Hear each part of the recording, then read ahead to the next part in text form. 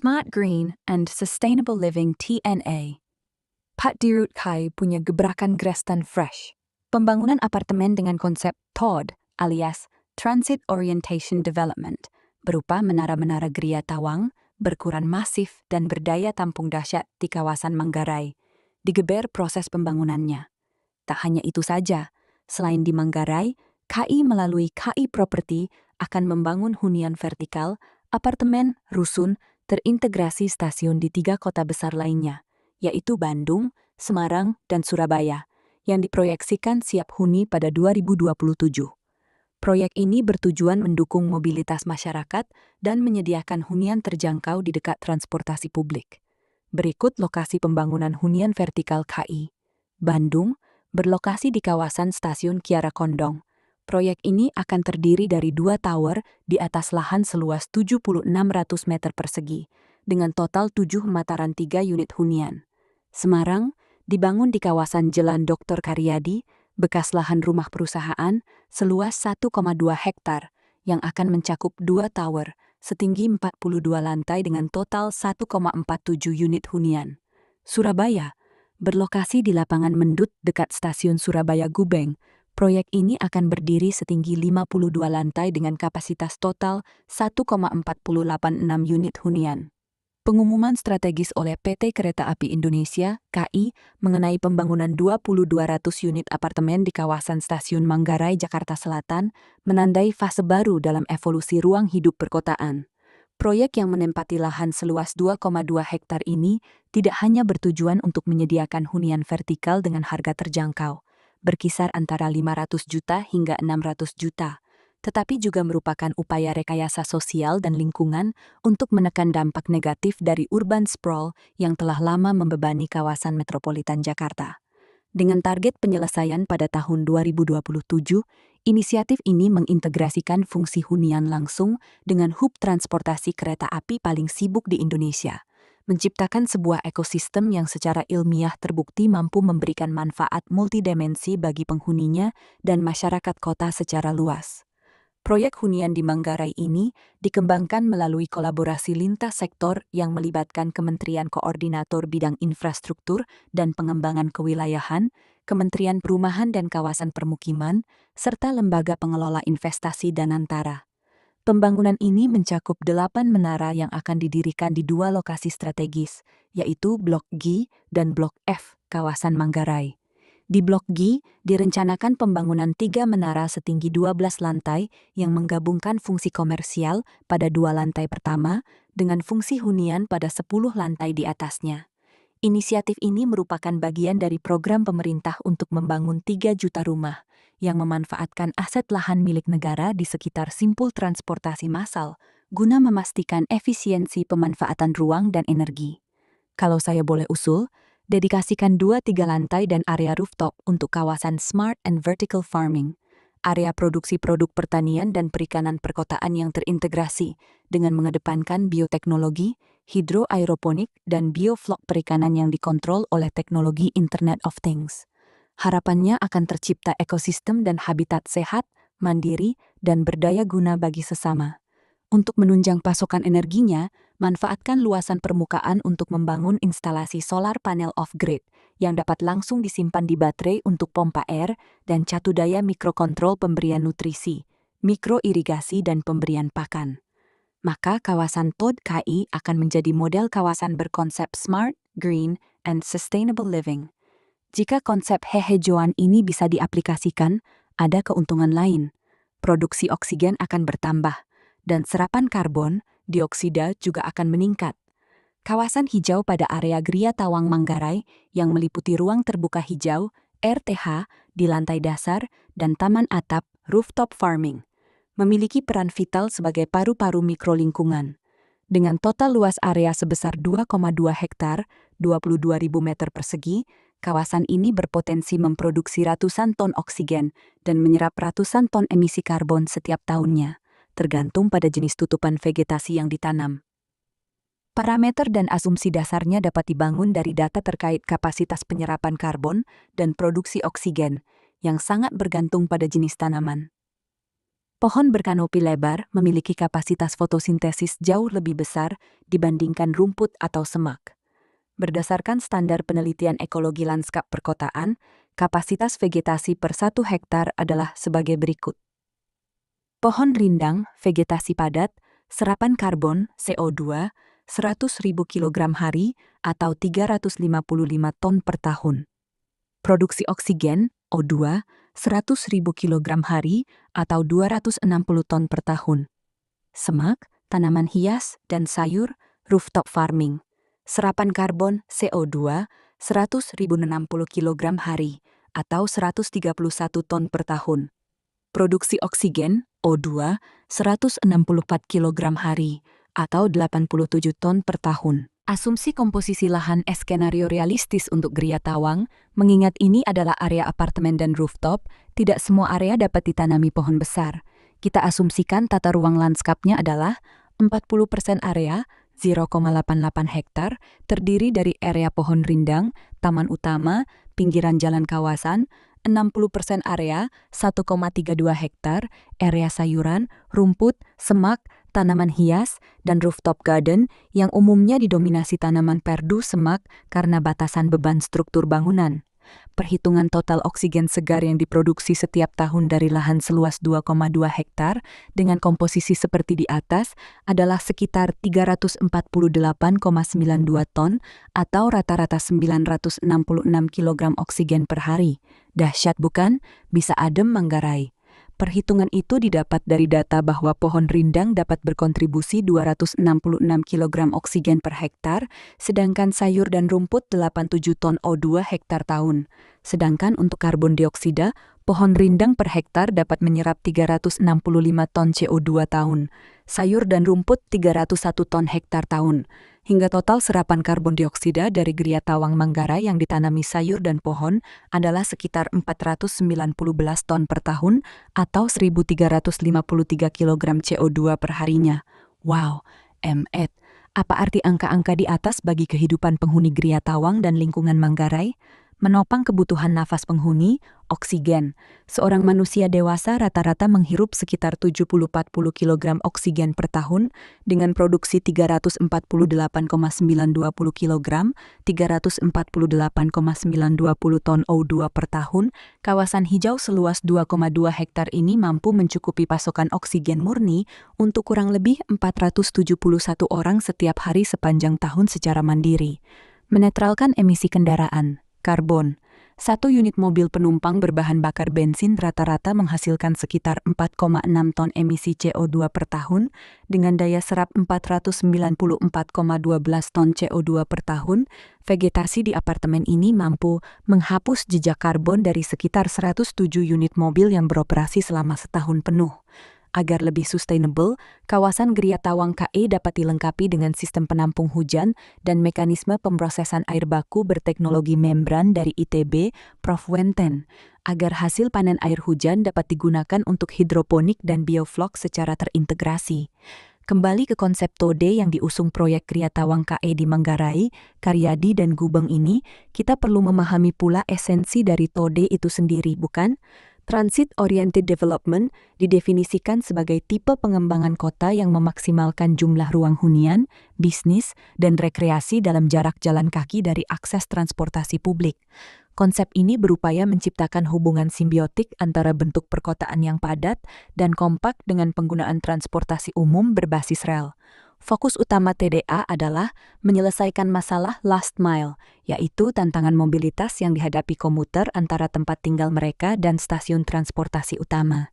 Dengan menempatkan hunian dalam radius 400 hingga 800 meter dari stasiun, kebutuhan akan kendaraan pribadi untuk mencapai akses transit dapat dieliminasi secara total. Secara operasional, keberhasilan sebuah kawasan TD diukur melalui 2 kerangka kerja utama.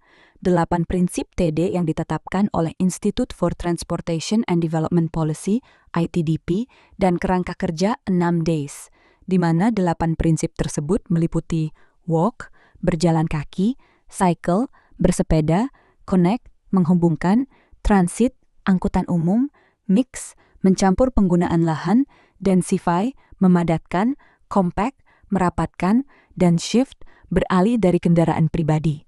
Sementara itu, kerangka kerja 6 Ds memberikan dimensi teknis bagi perencana kota untuk mengevaluasi efektivitas kawasan transit.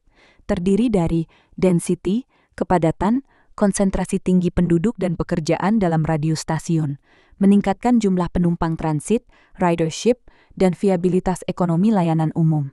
Diversity, keberagaman, campuran fungsi lahan, hunian, kantor, retail, budaya, untuk menciptakan aktivitas 24 jam, mengurangi kebutuhan perjalanan jarak jauh, dan menciptakan lingkungan yang dinamis.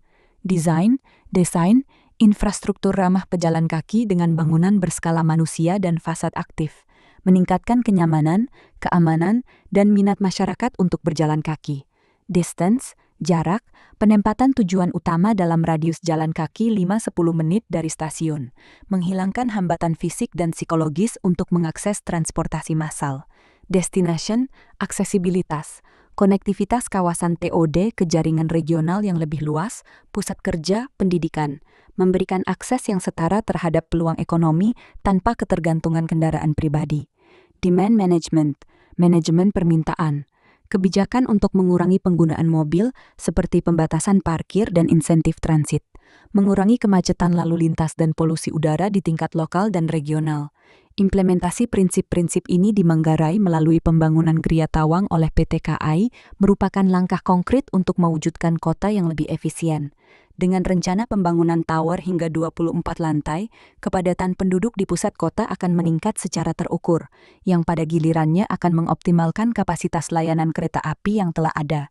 Stasiun Manggarai sebagai stasiun sentral metropolitan melayani ratusan ribu penumpang transit setiap harinya, mencapai lebih dari 20-30 ribu orang hari.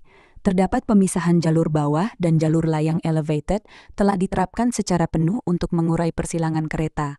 Jalur Bogor, Merah, Red Line, melayani rute Bogor-Nambo, Jakarta Kota, PP. KRL lintas Bogor ini dilayani di jalur layang, lantai 3 Stasiun Manggarai.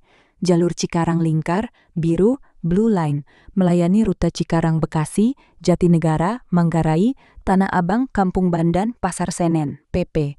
Layanan ini beroperasi di peron lantai dasar. Sebagai urat nadi perkereta-apian Jabodetabek, Stasiun Manggarai melayani frekuensi perjalanan yang sangat padat setiap harinya.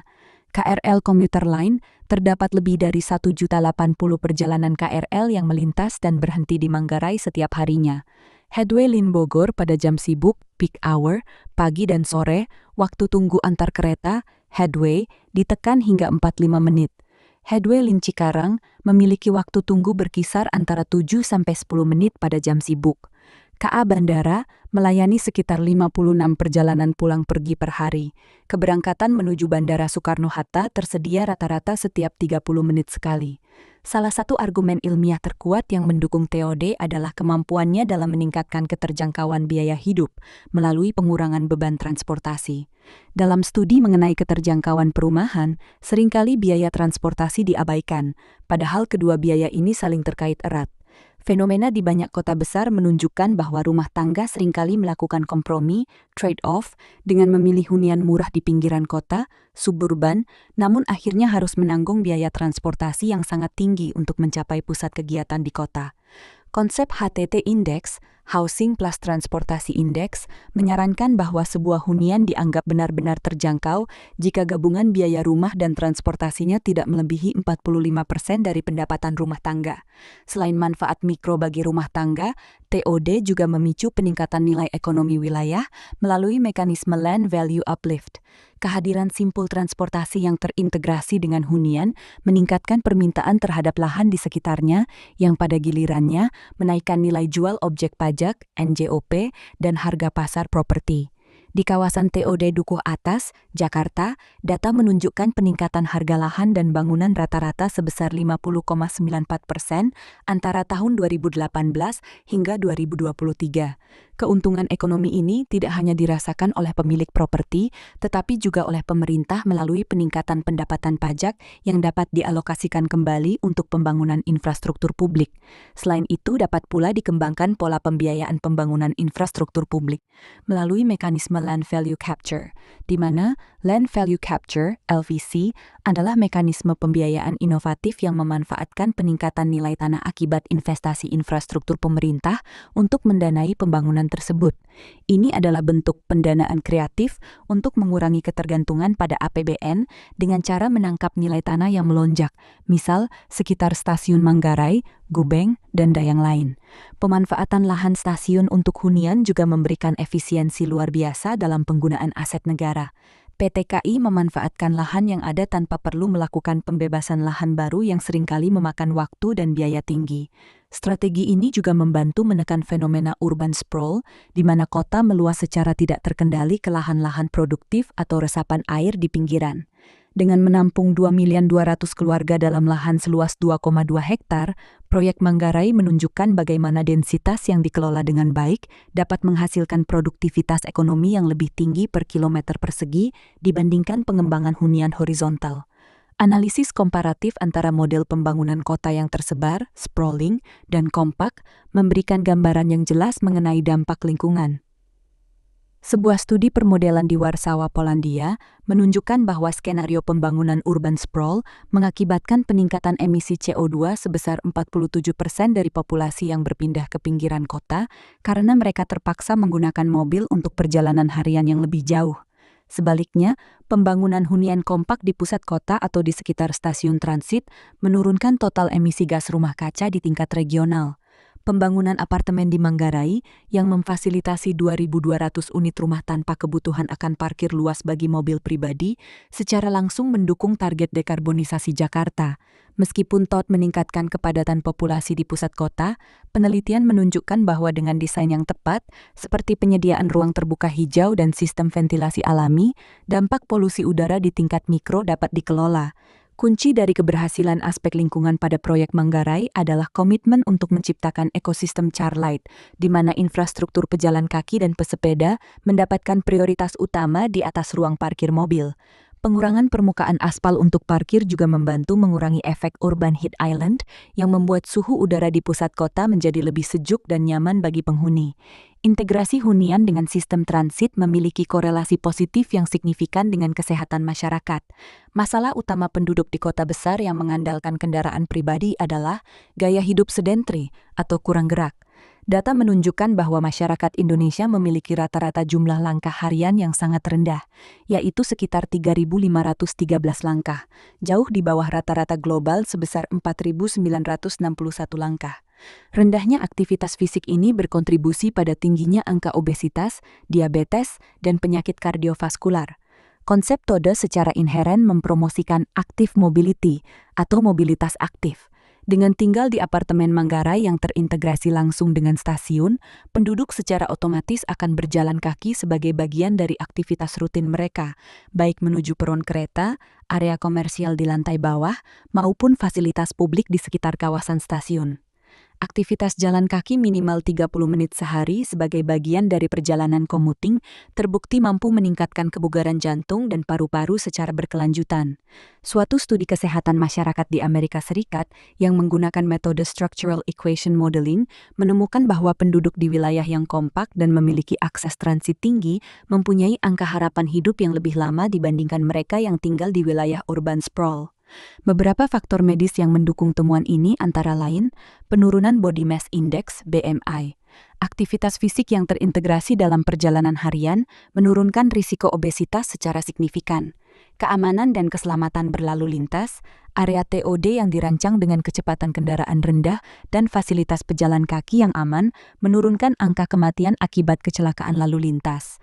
Respons kedaruratan medis, kedekatan utilitas dan konektivitas yang baik di pusat kota memungkinkan waktu respons darurat medis yang lebih cepat dan akses yang lebih mudah ke fasilitas kesehatan tingkat lanjut. Kalau konsep integrated smart farming jadi diterapkan, maka kehadiran unit Gria Tawang di Manggarai dengan fasilitas komersial dan ruang publik yang terintegrasi juga memungkinkan terciptanya lingkungan yang mendukung pola makan sehat melalui akses mudah ke produk makanan sehat yang diproduksi mandiri di dalam kawasan, yang dapat mengurangi ketergantungan pada makanan olahan cepat saji yang seringkali menjadi pilihan utama bagi komuter yang kelelahan akibat macet panjang. dampak psikologis dari kemacetan lalu lintas merupakan masalah serius bagi kesehatan mental penduduk Jakarta. Waktu yang terbuang dalam kemacetan tidak hanya menyebabkan kelelahan fisik, tetapi juga memicu stres kronis, frustrasi, kemarahan, road rage, dan kecemasan. Bagi banyak pekerja, komuting dengan kendaraan pribadi adalah bagian paling menegangkan dari hari mereka. Sebaliknya, penggunaan transportasi publik berbasis rel dalam kerangka TOD memberikan stabilitas waktu perjalanan yang lebih tinggi, yang secara psikologis memberikan rasa kontrol terhadap jadwal harian seseorang. Penerapan TOD di Manggarai menawarkan solusi pelepas beban stres bagi masyarakat urban. Dengan menghilangkan kebutuhan untuk mengemudi di tengah kemacetan, penghuni apartemen Manggarai dapat memanfaatkan waktu perjalanan di dalam kereta untuk beristirahat, membaca, bekerja, atau bersosialisasi secara digital tanpa tekanan kognitif untuk menavigasi lalu lintas. Kepastian jadwal kereta api dibandingkan ketidakpastian arus lalu lintas jalan raya berkontribusi pada tingkat kepuasan hidup yang lebih tinggi dan kesehatan mental yang lebih stabil. Selain itu, elemen desain kawasan TOD yang menekankan pada placemaking memiliki dampak positif terhadap kesejahteraan emosional. Ruang publik yang estetis, penggunaan cahaya alami di stasiun, ketersediaan area hijau, dan material bangunan yang berkualitas menciptakan perasaan tenang dan aman. Interaksi sosial yang terjadi di ruang pejalan kaki dan area komersial bersama juga mengurangi rasa keterasingan atau isolasi sosial yang sering dialami penduduk di apartemen terpencil atau perumahan pinggiran yang eksklusif. Salah satu aspek krusial dalam keberhasilan proyek ini adalah ketersediaan fasilitas pendukung di lantai dasar, selain integrated smart farming yang diusulkan. Rencana untuk membangun 2 lantai komersial di Blok G merupakan langkah tepat untuk memenuhi kebutuhan harian penghuni tanpa harus keluar dari kawasan. Namun, integrasi ini harus meluas hingga ke fasilitas publik seperti sekolah, puskesmas, dan taman bermain anak yang bisa diakses dengan jalan kaki. Tanpa adanya fasilitas sosial yang lengkap, kawasan TOD berisiko menjadi asrama komuter yang sepi aktivitas di siang hari. Tantangan lainnya adalah potensi gentrifikasi, di mana peningkatan kualitas kawasan dapat mendorong kenaikan harga layanan dan biaya hidup, yang pada akhirnya menyingkirkan kelompok ekonomi lemah. Oleh karena itu, penetapan harga mulai dari Rp500 juta oleh PT KAI harus disertai dengan kebijakan skema pembiayaan yang memudahkan masyarakat berpenghasilan rendah, MBR, untuk memiliki unit tersebut. Dengan melibatkan Danantara sebagai institusi pendanaan, diharapkan terdapat inovasi dalam model kepemilikan atau sewa beli yang memastikan inklusivitas sosial di jantung kota Jakarta. Wah, panjang lebar sudah kita bicara soal TOD di Gria Tawang Manggarai, milik KAI ini ya. Ternyata akan banyak dampak signifikan yang bergulir dari konsep bisnis hijau ini. Semoga semua yang telah dibahas dan diusulkan di atas dapat direalisasikan dalam program nyata yang bermakna bagi sesama dan juga nusa bangsa. Selamat berkarya udah Bobi Rashidin, Pak DZ-nya kereta api, lokomotifnya kini tak hanya sekedar menghela gerbong kereta saja, melainkan sudah menjelma menjadi alat penghala peradaban rupanya. Onde mande, rancak banak.